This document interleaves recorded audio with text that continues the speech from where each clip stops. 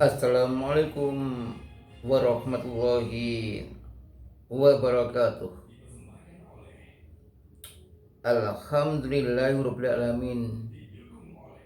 Wal aqibatu lil muttaqin faqad fazal muttaqun. Asyhadu an la ilaha illallah wa la syarikalah wa asyhadu anna Muhammadan abduhu wa rasuluh. Allahumma sholli wa sallim ala asyrafil anbiya'i wal mursalin wa ala alihi wa ashabi ajmain. Amma ba'du. Alhamdulillah, kita masih diberi kesempatan oleh Allah untuk menikmati anugerahnya, untuk menyesali perbuatan yang salah serta menambah amal kebaikan. Oleh karena itu, bila kita bersyukur kepada Allah adalah suatu langkah yang terbaik. Mudah-mudahan sholawat serta salam tetap terlimpah kepada junjungan kita Nabi Muhammad Sallallahu Alaihi Wasallam yang telah memberikan suri teladan dan bimbingannya, sehingga kita mantap dan terus menjalankan ajaran Islam. Pemirsa yang berbahagia, bertobat itu suatu keharusan. Jika kita melakukan suatu kesalahan, kita berjanji menyesal, tidak akan mengulangi lagi.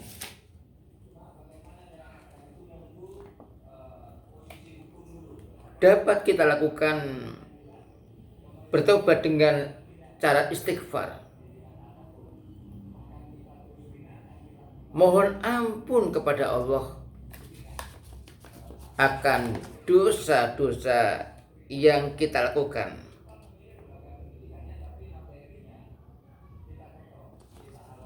Menyesal, tidak mengulangi lagi. Di sini paling tidak ada 5 persyaratan taubat yang harus dipenuhi oleh setiap orang yang hendak bertobat agar taubatnya itu diterima oleh Allah Subhanahu wa ta'ala. Yang pertama,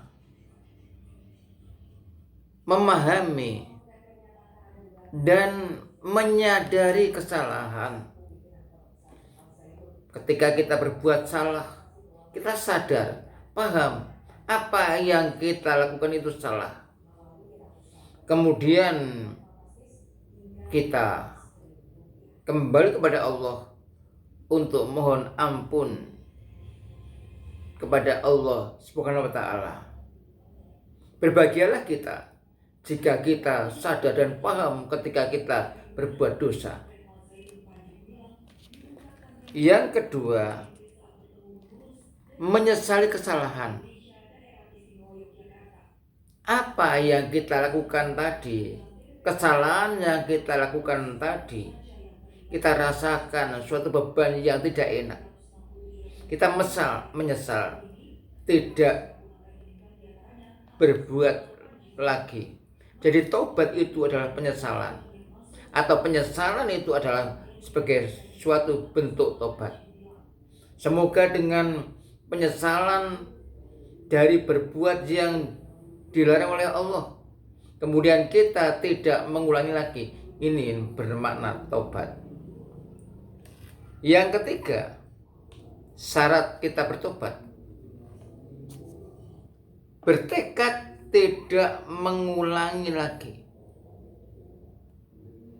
Setiap orang yang hendak bertobat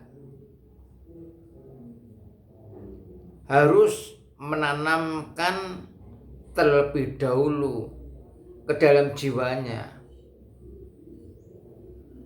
yang nantinya betul-betul tidak akan mengulangi perbuatan yang salah tadi, yang telah disadari tadi akan kesalahannya. Kemudian yang keempat, menyatakan permintaan maaf atas kesalahan dan dosa kita yang kita lakukan, tidak hanya dengan hati, tapi harus dinyatakan dengan pernyataan lisan. Bila dosa terkait dengan sama manusia, maka kita meminta maaf, memohon maaf kepada orang yang kita sakiti sehingga membuat dosa. Kemudian yang kelima, menjalani kehidupan yang lebih baik, menuju hal-hal yang baik. Itulah yang akan membawa taubat kita itu diterima oleh Allah Subhanahu wa ta'ala. Nah, kalau kita tobat, maka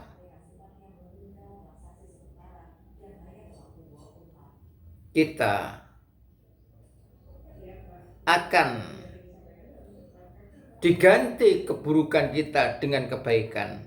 Illa man taba wa amana wa amila amalan sholihan faulaika yubaddilullahu sayyiatihim hasanat wa kana Allahu ghafurur rahim.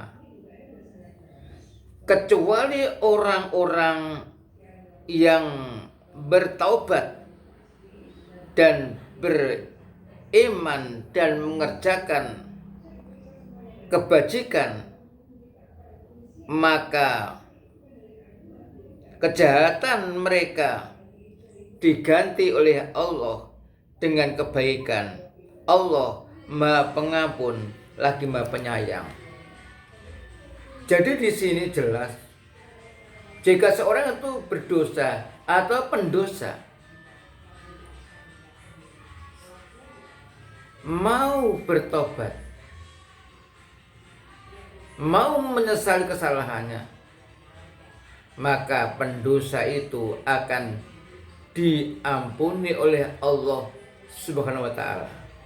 Sehingga dalam Islam itu Allah sangat sayang kepada hambanya. Jangan sampai hamba itu berjalan di atas jalan yang salah. Jangan sampai hamba itu tergelincir dalam dosa. Oleh karena itu, kesempatan bagi pendosa, orang yang terbiasa berbuat dosa, masih diberi kesempatan oleh Allah untuk bertobat, dan tobatnya tetap akan diterima selama betul-betul menyesal atas perbuatan yang dilakukannya dan mau menyusuli dengan kebaikan-kebaikan yang telah ditunjukkan oleh Allah Subhanahu wa ta'ala. Demikian uraian singkat yang dapat saya sampaikan. Semoga bermanfaat. Assalamualaikum warahmatullahi wabarakatuh.